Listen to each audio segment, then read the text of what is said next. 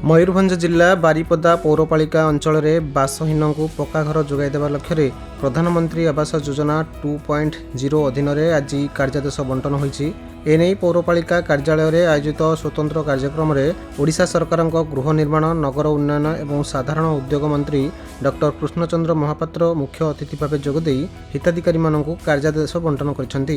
अवसर में पौरपालिकार वरिष्ठ अधिकारी समेत बहु मान्यगण्य व्यक्ति उपस्थित रही सहरर गरीब और योग्य परिवार पाई निजस्व पक्का घर स्वप्न साकार करने दिगरे यह कार्यक्रम एक गुरुत्वपूर्ण माइल खुंट साब्यस्त हेबो बोली मंत्री प्रकाश करिसेंति।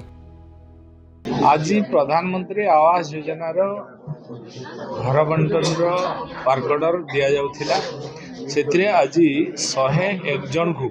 ये आज वर्क ऑर्डर दिगला से तुरंत केमती घर करें तापर आम आलोचना कलु एवं सहयोग प्रधानमंत्री आवास योजना घर करने 2.5 लाख टंका करी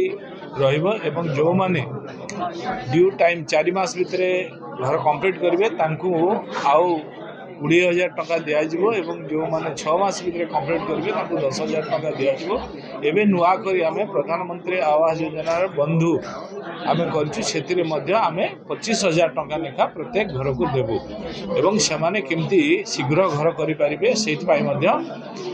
पौर प्रशासन एवं प्रशासन समस्त सहयोग करिकि तांको घर को तुरंत कराइबे। मयूरभंजरू प्रदीप्त होतांको रिपोर्ट खबर ओडिशा।